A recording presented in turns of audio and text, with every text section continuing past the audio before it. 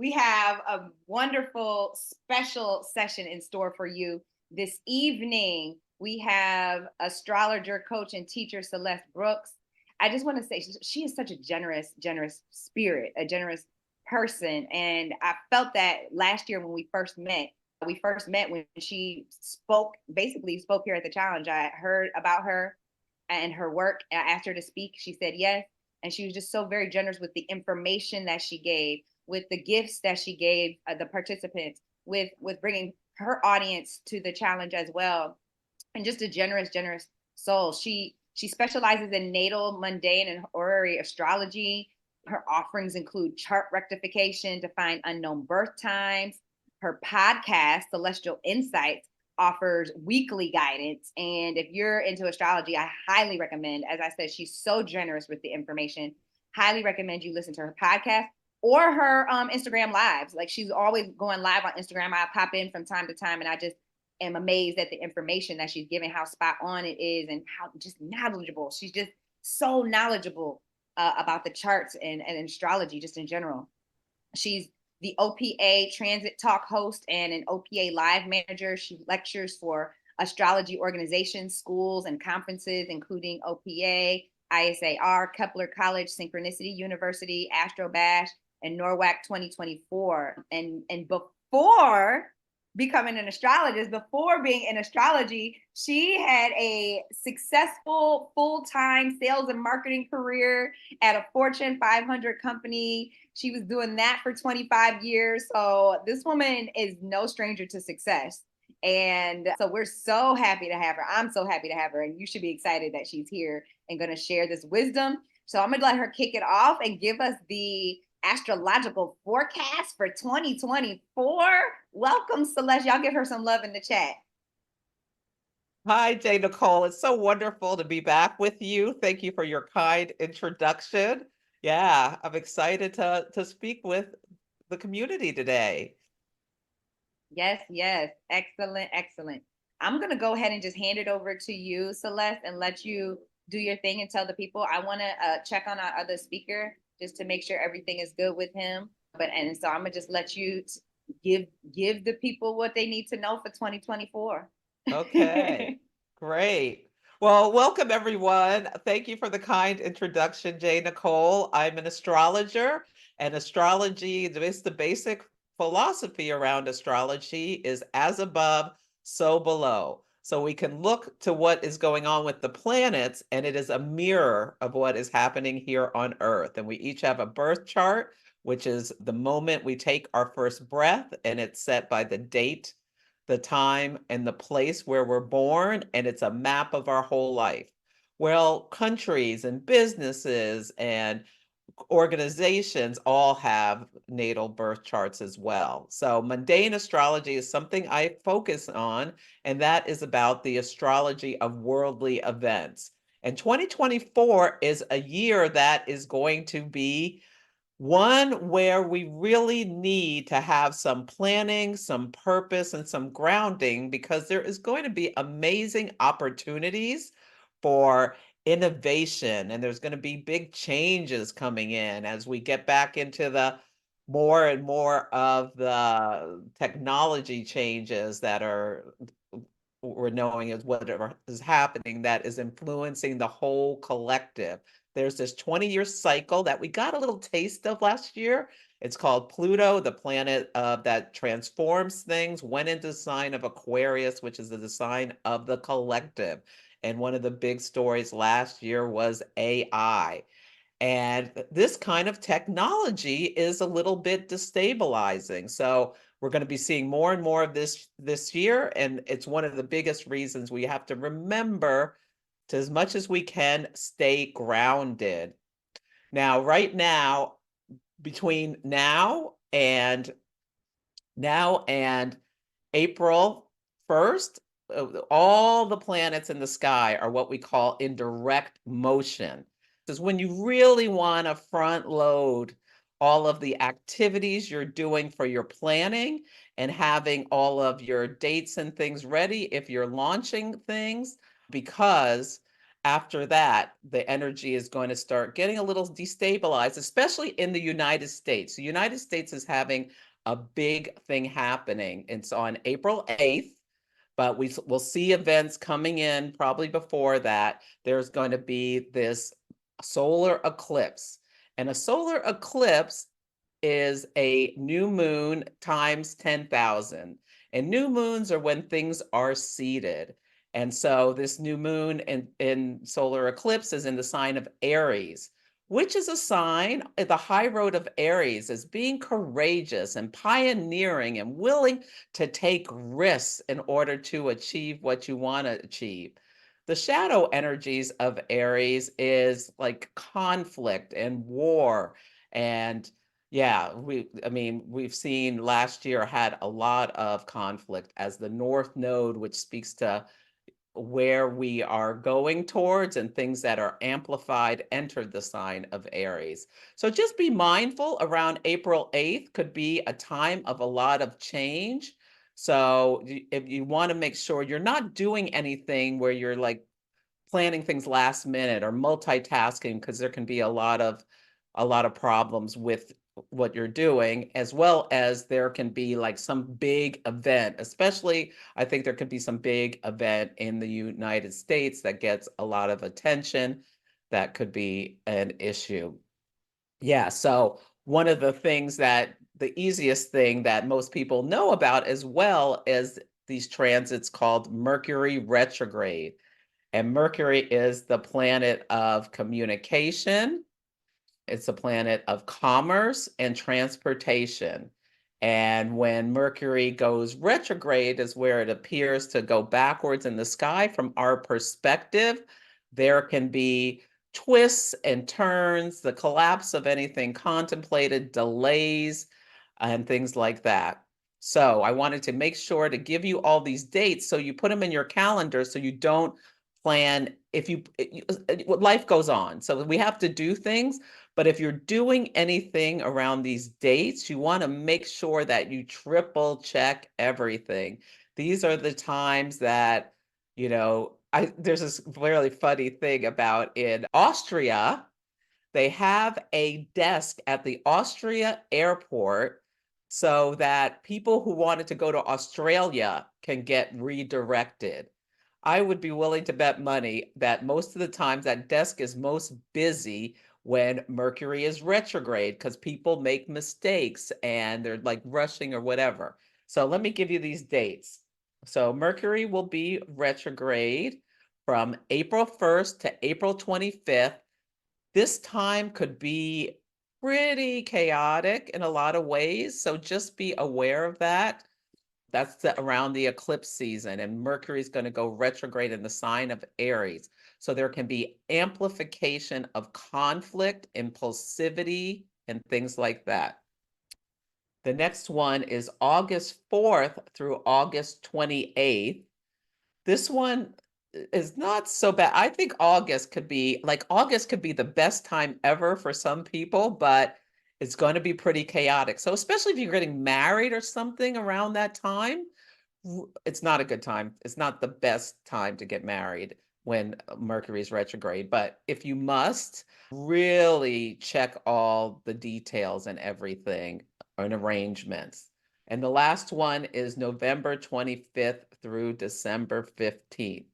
So I feel like the end of the year, you really want to front load things because the energy is beyond chaotic around the election time. So really, I kind of like do whatever you can before the election, which is November 5th, because the end of the year, people may be very distracted by all the events that are going on around that time. Yeah. One of the most beneficial times of the year. I just love the energy around mid-May to the beginning of June. That there's really great energy, and I think great energy for pleasurable activities. Venus is in its home sign of Taurus. That can be a lot of fun and can be expansive and exciting. Yeah, the biggest transit of the year it's actually on April 20th, but this is like a something you should be thinking about now for the whole year. If you know where you have Taurus in your natal chart, this is an area where you can have some growth. And for people born around May 8th through August 8th through 14th, November 8th through 14th, and February 8th through 14th, there could be like a really like a big story for you where there can be growth. Jupiter, the planet of expansion and abundance and good luck, is meeting Uranus, the planet of sudden events, excitement, awakenings, innovation. It can be like a eureka moment where you win the lottery. It could be about freedom from something. This could be like you make that change to change your job and go for your dreams and that sort of thing. Now, Jupiter just amplifies things. So you want to prepare ahead of time between now and that April 20th date to make sure that your life is as organized as possible and that you're doing what you bringing in more of what you want intentionally. So those are some of the biggest highlights of the year. Amazing, amazing. And did I hear you say that it would be best for 2024 to do the majority of your planning before April? Yes. Yeah. I'd Wow. Okay. really, as much as you can, front load the beginning of this year because then things are going to, I mean, things could get really, really chaotic around April. We also have eclipses in around the election time. So that can be a time where there can be a lot of like unstable energy or people. I think there's just going to be a lot of nervous tension underlying things, whereas Mhm. where you want to do what you can do early in the year. I also host monthly new moon workshops. You can just drop in for one or get a pack of four or the whole year if you'd like to join that. Because those where I help you like focus in on what could be coming up for you and planning with intentions. That's It's amazing. especially impactful for the United States because the eclipse is going in April is going across the United States. So that means there's likely some big things being seeded that will come to fruition around that time. Mm, okay. The Setting Intentions with the Moon ebook. Chantel dropped that link in the chat. Celeste, do you want to tell them a little bit about what that is? Yeah, so it helps you. It gives you a guide for all of the moon phases throughout the year, and it identifies the eclipses. And the eclipses are times of great new beginnings and unexpected endings. Aries and Libra, people with Aries and Libra placements are most in focus around April. And then in the fall, it'll be people have Pisces and Libra placements that will see more of the impact. But yeah, and some Virgo as well. So yeah, it gives you it explains how to work with the moon cycles, what each phase is, the dates. It has worksheets to work through them. And it's super helpful. I utilized it last year, and it was so helpful with keeping me on track with my intentions and utilizing the energy of the moon and everything, and just navigating my intentions through the year. So use it, Yeah. y'all. It's super helpful. Between the new moon and the full moon, the light is growing. So it's a time when you're pushing your energy out. It's a time launching things around a full moon is when you can make the biggest splash because most people can see it because the sun and the moon's light is full and the moon rules the people and emotions and things. And between the full moon and the new moon on the other side is when the light is waning. So you don't want to launch your big project when the moon's light is almost gone because it suggests that maybe people won't notice or won't see it or things like that. So that's another reason why working with the moon cycles is so important. It can help you plan the timing. Astrology is just all about auspicious timing. Love that. Love that. Love that. Love that. So, so knowledgeable, so generous, such amazing information. And for our VIPs, Celeste is gifting you all with a Moon Mastery New Moon workshop. Do you want to tell them a little bit about that, Celeste? Yeah, so that's the new moon workshops are when we come together on Zoom. I let people know everything about the astrology of the new moon in terms of intention setting, what may be coming in for you based on your chart, your natal, your sun sign, and your rising sign, as well as I do as many hot take natal chart readings as I can. So you bring your birth time, place, and date, and then I just do a quick look at your chart and tell you what I think about the new moon and anything else that jumps out at me. And I do as many as I can, depending on how many people are at the workshop. They last 2 hours, and you get the recording forever, as well as worksheets to help you stay present with the intentions you set and what's coming to light. Like really paying attention to what's going on with you between the different moon cycles can help you so much stay present in life.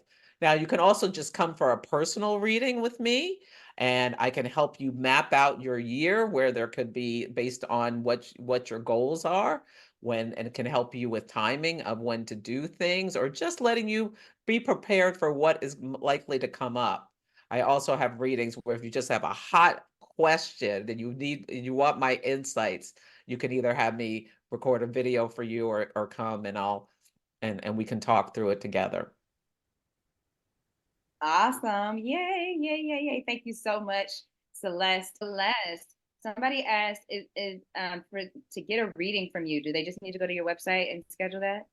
So yes, Stephanie, I think was the name I saw. Yes, you go to astrologybyceleste.com and on my services page, you can book a reading. I recommend to start either the hour, 60-minute or this 90-minute, which has the astrology plus an oracle reading.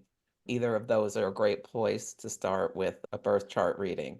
I also saw Chanel ask, she doesn't have her birth time. So chart rectification is a technique where what you do is you'll gather like 10 to 15 impactful dates in your life.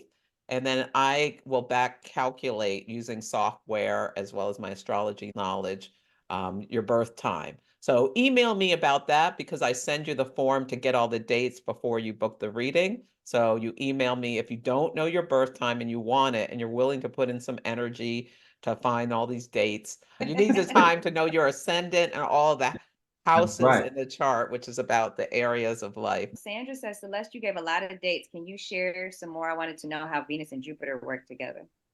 Yeah. Oh, Venus and Mhm. Jupiter are the benefics. So they bring Mm. sweetness to our life when they work well together. They just bring harmony and sweetness and uniting things. They can also bring too much of a good thing. So just be mindful. And they're meeting this year. Be mind. They meet every year, but be mindful about kind of overindulging. Like people have Venus square Jupiter in their chart. Sometimes the squares are tense, where they just keep going, going, going. The party never ends. So, and it can bring like kind of laziness in some ways. But let me tell you the date when they're meeting. It could be really good for some people. It's in May. Let's see.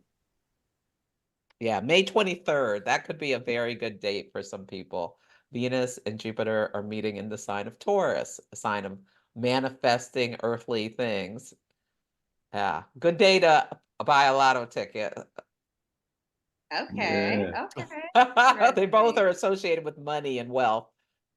For some of my clients, I actually do. Mainly it's the gel, but like I said, I have some clients that I actually sell the drive to. Celeste, anything in the astrology that speaks to the US financial system, student loans, etc., is the Federal Reserve going to go bye-bye? Good The Fed question. Good question. Bye-bye. I don't know. There could be some big event in terms of the financial system this year. Yeah, there's like it could be around the Jupiter Uranus conjunction on April 20th or around August 19th. Jupiter and Saturn are in a square. There's a lot of factors have to that will impact that. And I think there is a possibility that information, and it can even be coming from an outside country or something, trying to destabilize the United States economy, causing fear about Mm. financial troubles, could lead to some financial chaos. So yeah, It's a possibility. Let's You said August 19th and August April 19th. 20th. Those are two dates around then where there could be some big financial April 20th. news. April 20th, 420. Yeah, that's 420. Okay. a big date this year. So there could be news, but I mean Jupiter right now is in Taurus, a sign of resources, which brings stability. Now, Uranus could bring some chaos and change with that, but it's not necessarily. But when Jupiter goes into Gemini, where it's in its what we call detriment, where it doesn't like to be, where information, Gemini rules information, starts getting scattered all over the place, and Jupiter rules wealth, and then it has this tension with Saturn, that could be a problem. Now, the Celestial Insights podcast, you can find it. I mean, we have the link there, and in there you can link to where you listen to podcasts, whether it's Apple, Spotify, all of these things. Every week I provide a forecast about what could be coming up and to help you surf the energies like a boss. I love it. Right. We got one more question, and it's gonna be our last question. When does Pluto finally hop up out of Capricorn? Well, it's going back, it is going into Aquarius on January 20th, but then there's going to be just a little stint in the fall back in Capricorn. Capricorn is a sign of big business and governments, and Pluto brings like decay and breaking things down. And we've been seeing this since 2008 when Pluto went into Capricorn. Now, it's going to do a little stint. I think it gets totally back into Aquarius on November 19th for the next 20 years. And that's when we're done with the work of Pluto in Capricorn. But it's destabilizing having these massive changes to society and to people. So it's work. There's a lot of work for the collective to be doing. That's gonna, like 5 years from now, the world's gonna look so different. It's going to be, yeah, there's big mass. Pluto has a mass influence. It like moves at the speed of a glacier, but has the same kind of, it has the impact of a tsunami. And eclipses are often triggers, like the eclipse in October 14th. That was the war in Israel. It started like the week before that. The ground war started. The ground war started on the day of the lunar eclipse. Yeah, the attack from Hamas happened a week before the eclipse, and then the ground war from Israel started on the day of the lunar eclipse. So these are the kind of big, huge changes that happen during eclipses. Now, they're not always like a war. You know, sometimes they're great things coming in, scientific innovations, which I'm hoping there'll be some like big scientific innovations about water usage around April. We'll see if that's part of the story. Maybe advances in water desalination or something like that. Some kind of technology advancement. I'm hoping it's that rather than a water problem, or there'll be maybe a mix of water problems. So maybe like a breakdown can bring innovation. Yeah. Hopefully, that's what I'm hoping for too. Thank y'all so much for the information that you brought this evening. Celeste, thank you for the astrology forecast. If you want to give us some final words, Celeste. Yeah, so someone asked, is it good to stand in the dirt? Standing in the dirt is a way for grounding. And whatever you can do this year to stay grounded, rubbing your feet in the grass, that's a great thing to do. Yeah, my final words are, this could be an amazing year for people. With Jupiter and Uranus, you could really propel yourself forward, especially. Gemini, Jupiter's coming, wherever Jupiter is where you can have expansion. But we all have Taurus and Gemini in our chart. So come for a reading if you wanted some help to know where to focus your energies.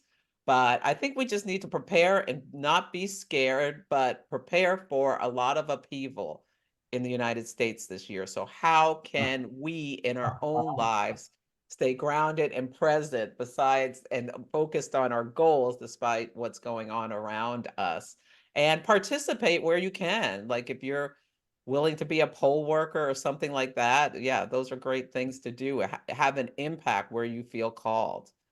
Thank you, J Nycole. It was a pleasure.